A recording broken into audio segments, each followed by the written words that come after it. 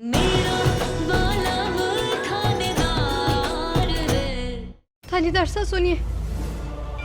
चल निकल। बहुत हो गया तेरा, इससे पहले कि मैं अपनी पे आऊं ना, बाहर ओ निकल। वापिस से मिस्टर एसीबी का जोश उभर उभर के आ रहा है। अरे patience patience brother, patience patience. जाऊंगा, जल्द बाहर जाऊंगा। वैसे भी तुम्हारे ये चिड़ियाघर में रहने का मुझे कोई शौक नहीं है, लेकिन जाने से पहले मिस्टर एसीबी, अपनी वाइफ की सच्चाई नहीं जानोगे।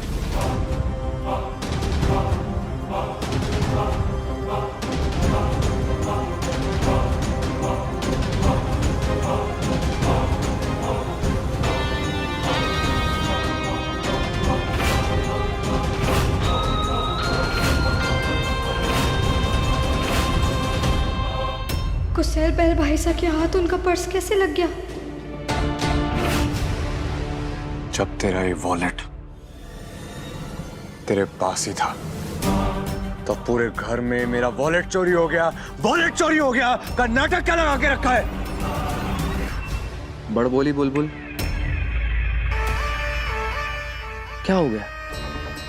मुंह पे ताला लग गया? अपने थानेदार साहब को तुम सच बताओगी या फिर मैं बताऊं? वैसे अच्छा बर्थडे गिफ्ट होगा ना? हाँ, अब आप क्या कह रहे हैं? मेरे को कुछ समझ ही नहीं आ रहा।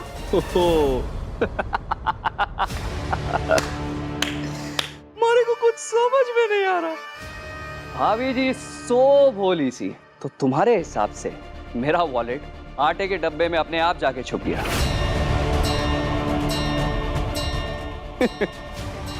कम ऑन, तुम्हें भी पता है और मुझे भी कि तुमने ही छुपा है,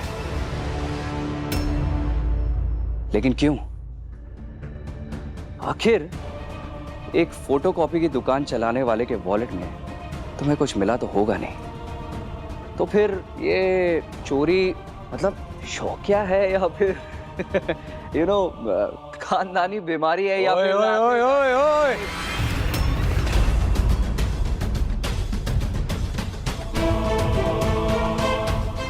नहीं, हद मेरा वंश। हाँ।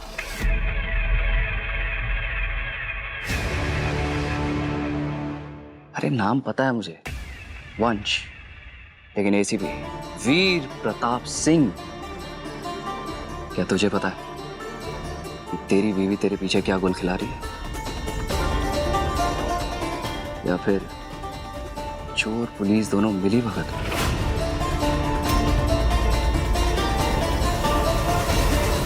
हाथ मेरे।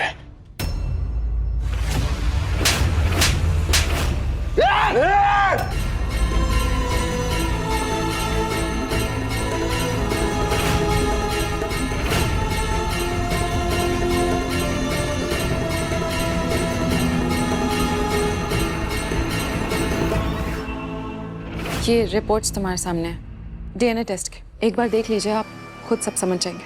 डीएनए टेस्ट किसका? ये दृष्टि, ये क्या नया नाटक है?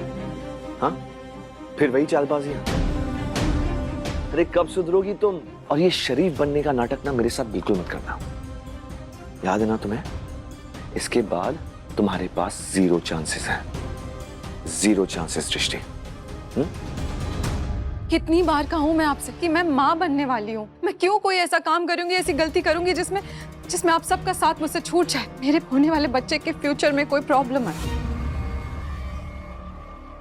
विशेषी, बस एक बार आप ये रिपोर्ट्स देख लीजिए, क्योंकि आपका ये रिपोर्ट्स देखना जरूरी है। इसके बाद आपको इस रिपोर्ट्स के साथ जो भी करना है वो आपकी मर्जी होगी।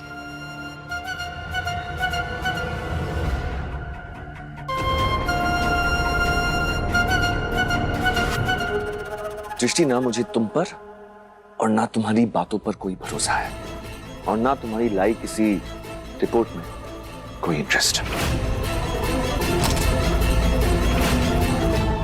तुम्हें पता था इस बारे में पहले से? तुम इस बारे में पहले से जानती थी?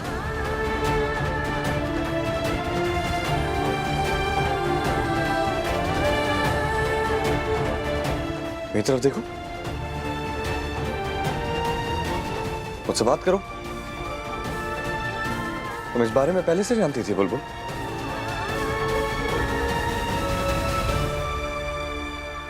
मैं कुछ पूछ रहा हूं। तुमने पूछा था ना मुझसे जन्मदिन का क्या तोहफा चाहिए थानेदार साहब को?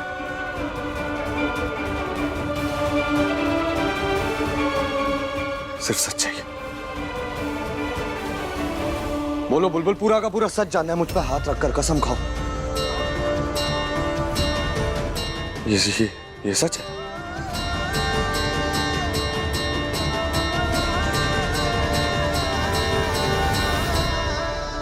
ये सच है बुलबुल?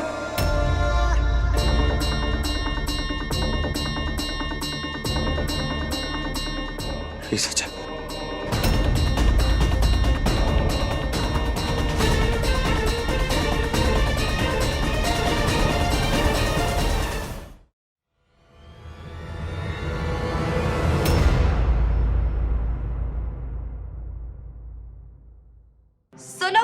सुनो कहानी, कुछ खट्टी तो कुछ मीठी, बुलबुल की जुबानी।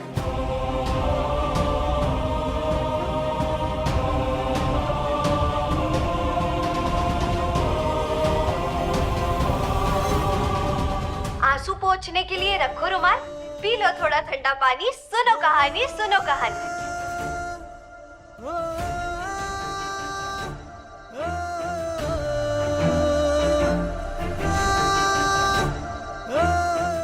ये बात है बस कुछ साल पुरानी। एक था राजा, एक थी रानी। उनके घर जन्मा एक नन्हा सा राजकुमार।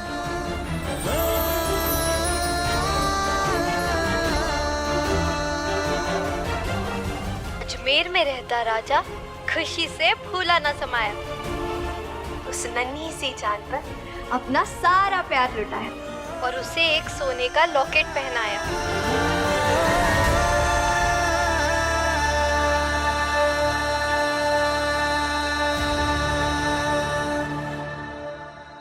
उस रात राजा के दोस्त के यहाँ बिन माँ का बच्चा रोए।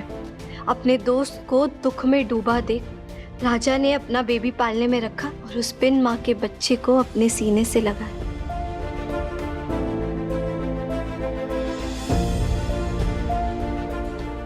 पर उस रात किस्मत जीजी मस्ती मजाक के मूड में थी। राजा के साथ वो छुपन छुपाई खेल रही थी और वो खेल कब खिलवाड़ में बदल गया किसी को पता ही ना चला। सुई में लगा धागा, चोर राजा के बेटे को लेकर भागा।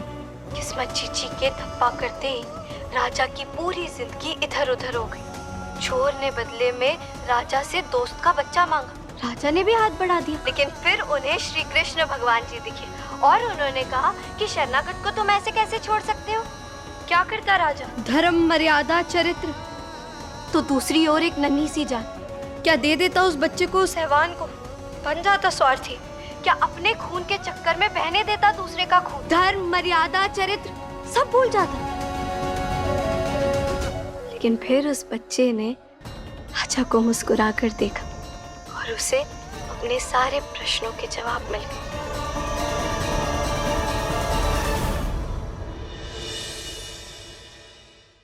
बेचारा राजा, उसका बच्चा उससे बिछड़ गया था और वो रानी को भी नहीं खो सकता था।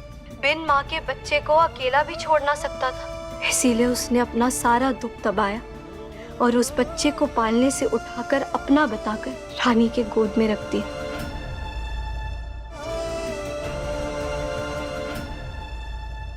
किस्मत जीजी का हारा राजा हिम्मत से ना हारा। उसने अपने बेटे को ढूंढा, बहुत ढूंढा, दिल में लिए उम्मीद की आशा।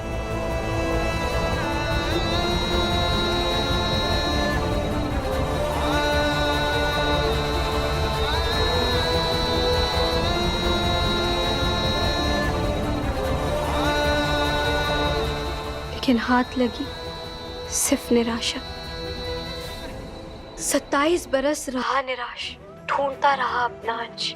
तलाश हुई तब पूरी जब अचानक सामने आया उनका बेटा वंश।